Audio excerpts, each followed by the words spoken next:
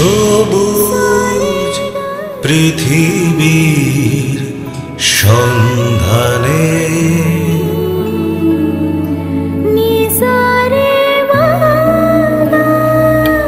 সবুজ পৃথিবীর সন্ধানে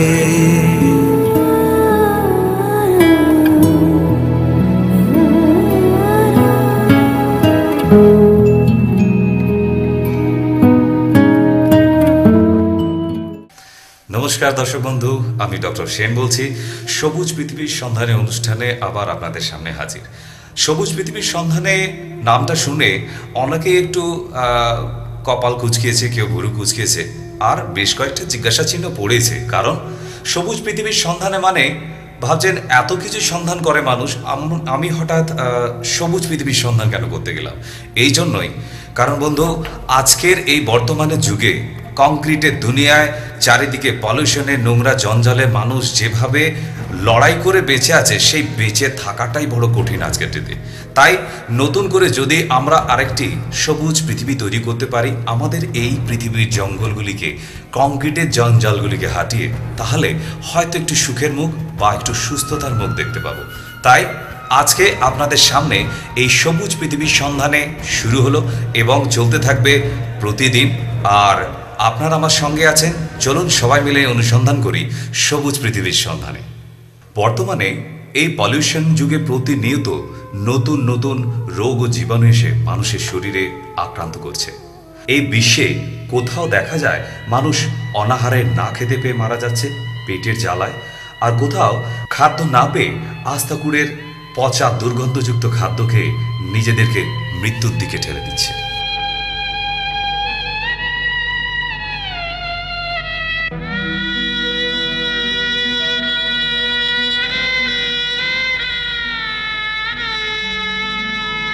অনাহারের জ্বালায় এক শ্রেণী মানুষ যেমন মারা যাচ্ছে, ঠিক অন্যদিকে বর্তমানে মানুষ খেয়ে মারা যায়। প্রতিনিয়ত মানুষের শরীরে যে বিষ প্রবেশ করছে, এবার হয়তো ভাবছেন এই বিষ কোথা থেকে আসছে? বিষ প্রতিনিয়ত আসে আমাদের খাবার থেকে।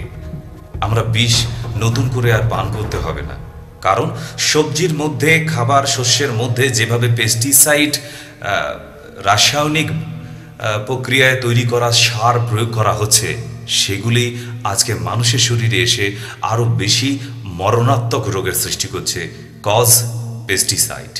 একটা জিনিস ভেবে দেখেছেন, একটা সময় মহামারী হতো বিভিন্ন গ্রামে গঞ্জে, আর সেই মহামারী বিভিন্ন রোগ নিয়ে, কখনো কলেরা, কখনো ম্যালেরিয়া, কখনো যক্ষা, কুষ্ঠ নিয়েও অনেক মানুষের কুসংস্কার, কথাবার্তা এরকম অনেক শুনেছেন। আর এর ফলে তখন কি হতো? চিকিৎসার জন্য ডাক্তার পাওয়া যেত না, ওষুধ পাওয়া যেত না, ফলে বিনা চিকিৎসায় মারা গেছে। এমন অনেক গ্রাম দেখা গেছে, এমন গ্রামে মহামারী হবার ফলে সব গ্রামের মানুষ সেই গ্রাম ছেড়ে বাইরে চলে গেছে। আর আজকের ডেটে যদি এমন কোনো অসুখ বিসুখ হয়, মানুষরা আগেই মনে করে না আমাকে বাইরে কোথাও যেতে হবে, ভেলোর, টাটা মুম্বাই, দিল্লির টাটা মেমোরিয়াল, এই সমস্ত জায়গায় মানুষ গিয়ে সত্যিই কি সুরাহা পাচ্ছেন? একটা জিনিস কিন্তু আপনারা অনেকেই জানেন, সকালে খবরের কাগজের পাতা খুললে অহরহই দেখতে পাবেন জরায়ুতে টিউমার হয়েছে, সেই টিউমার অপারেশন করতে গিয়ে গোটা জরায়ুটা, ইউটারাসটাই কেটে বাদ দিয়ে দিয়েছে, ওভারি কেটে বাদ দিয়ে দিয়েছে। এইরকম অপারেশনের কথা আমরা কাগজে অনেক পড়েছি। শুধু অপারেশন নয়, সেরিব্রাল অ্যাটাক হয়েছে, রিসেন্ট কেস আমার নিজের দেখা। ডান দিকে তার ভেনে ব্লাস্ট হয়েছে, সেরিব্রাল ব্লাস্ট, আর অপারেশন হয়েছে তার বাঁ দিকে। তা এই ধরনের যদি আজকে চিকিৎসা ব্যবস্থা হয়, তাহলে মানুষ তো ভাবে ভগবানের পরে ডাক্তার, তাহলে সেই মানুষগুলি কোথায় গিয়ে পৌঁছাবে? আর দিনের পর দিন যত মানুষের ব্যস্ততা বাড়ছে, কাজের চাপ বাড়ছে, তত কিন্তু আমাদের অসুখ বিসুখ আরও বেড়ে চলেছে।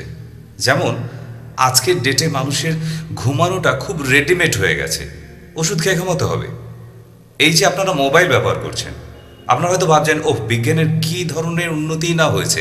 একবার কি ভেবে দেখেছেন যে আজকের এই মোবাইলের একটি রিংটোন বাজার ফলে আপনার শরীরের মধ্যে যে শব্দ তরঙ্গ আর ইলেকট্রন রেডিয়েশন আপনার শরীরে ইনটেক হচ্ছে, এর ফলে আপনার নার্ভাস সিস্টেমটা যে ফেলিওর হচ্ছে আস্তে আস্তে, আপনি কি কোনোদিন সেটা ভেবে দেখেছেন? শুধু তাই নয়, শরীরের জয়েন্টে জয়েন্টে ব্যথা, যন্ত্রণা, আরও মরণাত্মক অসুখ হতে পারে। হাতটা আপনার আস্তে আস্তে উইক হয়ে যাচ্ছে। আজকে ছোট ছোট ছেলেমেয়েরা দেখবেন দিনের পর দিন মনে রাখার ক্ষমতা কমে যাচ্ছে। কেন? একটাই, নার্ভাস সিস্টেমের সোর্স ফ্রম আওয়ার ব্রেইন। আর এই ব্রেন যদি আমাদের ঠিকমতো মেমোরি চিপটা কাজ না করে, সেখানে পেন ড্রাইভ বা হার্ড ডিস্ক লাগিয়ে দিলেও কাজ হবে না। নেশা সম্বন্ধে যদি আমি এখন আপনাদের বলি যে না, এই নেশা করবেন না, ওই নেশা করবেন না, হয়তো এখন বিধিনিষেধ অনুযায়ী একটু শুনে নেবেন, পরক্ষণে আমাকে বলতে ছাড়বেন না। শুধু আপনারা নন, বার, রেস্টুরেন্ট, যেগুলি দোকানে বড় বড় ডিলার্স নিয়ে বসে আছে নেশার জিনিস নিয়ে, তারা কিন্তু আমার নামে কেস করে দেবে। আর তাই ছোট্ট করে শুনিয়ে রাখি, যদি শরীরে মরণাত্মক কোনো অসুখ থাকে, as like lungs cancer, liver cancer, stomach cancer, mouth cancer, এই ধরনের ক্যান্সারগুলো শুধুমাত্র হয়ে থাকে এই নেশা জাতীয় দ্রব্য থেকে। যতটা পারেন দূরে থাকুন। সূর্যবংশ আয়ুর্বেদা। মানুষ আজ না বুঝুক, আগামী দিন বুঝবে যে কোন জায়গাটা তৈরি করে গেছি আমি। আজকে তো উত্তরসূরি হিসেবে আমি চালিয়ে যাচ্ছি। এই ছাতার তলায় এমনই একটি জায়গা, এমন কোনো ডিজিজ নেই যেটার চিকিৎসা হয় না।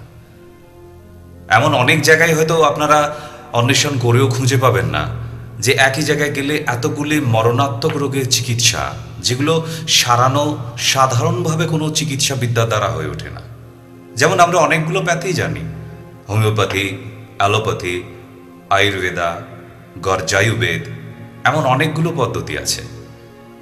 কিন্তু প্রকৃতির নিয়মে যে অসুখগুলিকে আমরা সুন্দরভাবে সারিয়ে তুলি অপারেশন ছাড়া, কোন রোগের নাম বলবো যেগুলো আপনাদের কাছে খুব অবাক করা ব্যাপার, মিরাকেল রেজাল্ট দেয়। যেমন মানুষের একটি মারাত্মক অসুখ সেতি।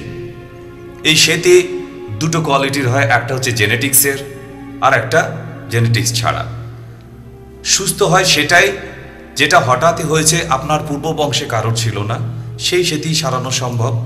এবার যদি বলেন ক্যান্সার, 100 টাইপ ক্যান্সার আছে, তার মধ্যে আমরা 10 থেকে 12 রকম সাধারণভাবে চিনেছি।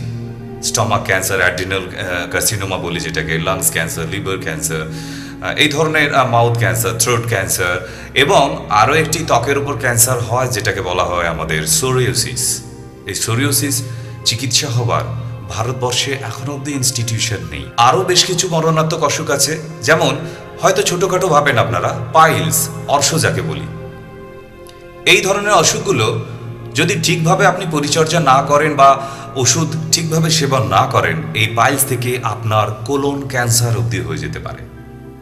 গ্যাস্ট্রিক আলসার, আপনারা ভাবেন it's very common disease. No, এটা যদি আপনি ঠিকভাবে পরিচর্যার মধ্যে না রাখেন, আপনার খাওয়া দাওয়ার লিটারেচার না বদলান, তাহলে কিন্তু it's convert in future stomach cancer. সুতরাং ক্যান্সার হওয়াটা খুব সামান্য সময় নেয়। যদি আপনি ঠিকমতো সময় বুঝে উঠতে না পারেন, সেটাই 4 স্টেজে চলে যায়, মানে আপনি মৃত্যুর ঠিক 3-4 দিন আগের পর্যায়ে। आयुर्वेद है सर्गियो शक्ति, हर जड़ी बूटी में बसे है राम। वैद्य जब करे इलाज, रोगी को मिले आराम। কামদেবপুর ঠাকুরবাড়ি সেবাশ্রম, আমডাঙ্গা এলাকা, উত্তর 24 পরগনায় অবস্থিত। অনেক মানুষই এখনো চেনে না কলকাতা 125, কিন্তু এখনো সন্ধ্যা 7টার পর মানুষজন খুব একটা দেখা যায় না। এমনই একটি প্রত্যন্ত গ্রামে এখনো অবস্থিত এই কামদেবপুর ঠাকুরবাড়ি সেবাশ্রম। কিন্তু এই প্রত্যন্ত গ্রামের মধ্যেও দেখতে পাচ্ছেন আজকের দিনে আপডেট একটি ল্যাবরেটরি, যেখানে ডক্টর সেন প্রতিদিন প্রতিনিয়ত দিন রাত এক করে দেয় এবং 102 বছর ধরে এই ছোট্ট ল্যাবটির ইতিহাস। আর আমাদের রিসার্চ এখনো আয়ুর্বেদিকের ওপর। মানুষের ধারণা ছিল আয়ুর্বেদিক মানে বোধহয় ফুটপাতে বিক্রি করা অথবা ট্রেনে বাসে বিক্রি করা কিছু ওষুধ, কিন্তু না। Doctor S K. সেন তিনি আজ আয়ুর্বেদিককে গুণের দিক দিয়ে এবং তার গেট আপ বা রূপের দিক দিয়ে এক্সট্রিম পর্যায়ে নিয়ে গেছে, যা আজকের ডেটে আয়ুর্বেদিক ডক্টররাও গর্ব অনুভব করে ডক্টর সেনের প্রোডাক্ট নিয়ে। তার ল্যাবে গেলে 900 রকমের প্রোডাক্ট দেখা যায়। কামদেবপুর ঠাকুরবাড়ি 102 বছরের এই প্রতিষ্ঠান। ভারতবর্ষের দিক দিগন্ত থেকে মানুষ এসেছে। ছবিটি দেখে চিনতে পারছেন মহান নায়িকা সুচিত্রা সেন। আজ তিনিও এখানে এসে সুস্থ হয়েছিলেন তার মরণাত্মক অসুখ থেকে। তার সময়ের সেই গাড়ি এবং শুধু গাড়িটি নয়, তার তৈরি করে দেওয়া একটি সুন্দর আশ্রম আগামী দিনে মানুষ যাতে এখানে এসে সুস্থ হতে পারে আজও বর্তমান। তার চারিদিকে এমনই এক মনোরম প্রকৃতির পরিবেশ যা সত্যিই প্রতিটি রোগীকে মনোমুগ্ধ করে তোলে। এখানে এসে হাজির হয়েছিলেন অনেকেই। মহুয়া চৌধুরী, সুমিত ভঞ্জ, কেরামত আলী খাঁ, গীতা দে, হেমন্ত মুখোপাধ্যায়, পরীক্ষিত বালা, সুলক্ষণা পণ্ডিত, কপিল দেবের মা, সন্ধ্যা রায়, এমনই অনেক রথী মহারথী, অনেক জ্ঞানী বিজ্ঞানী, অনেক মহাপুরুষের পায়ের ধুলি পড়েছে। এমনকি এই কামদেবপুর ঠাকুরবাড়ির যে ইতিকথা বা ইতিহাস বইটি লিখে গিয়েছিলেন বিভূতিভূষণ বন্দ্যোপাধ্যায়। তাহলে বুঝতে পারছেন, যেখানে আপনাদের আসার জন্য আবেদন রাখা হচ্ছে নিজেকে রোগমুক্ত রাখা বা সুস্থ রাখা, এমনই এক জায়গা যেখানে এলে মানুষ সত্যিকারের সুস্থতা অনুভব করে। আর তার ইতিহাস বহন করে চলেছে গোরাচাঁদ পীর বাবা।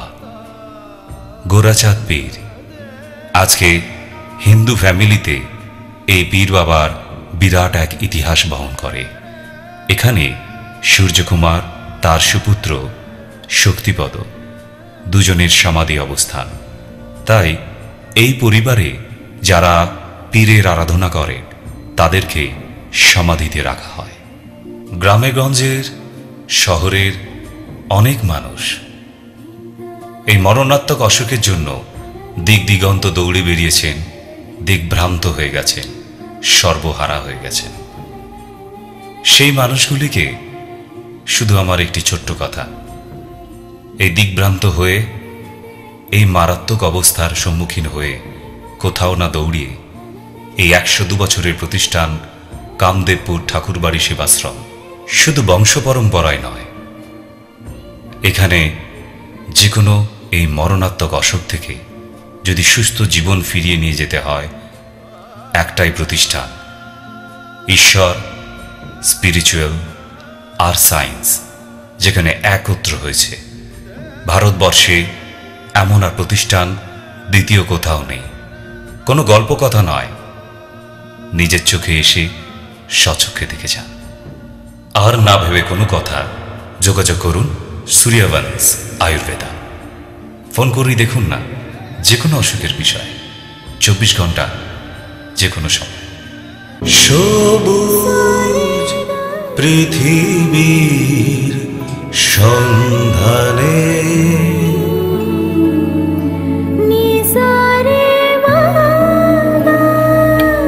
সবুজ পৃথিবীর সন্ধানে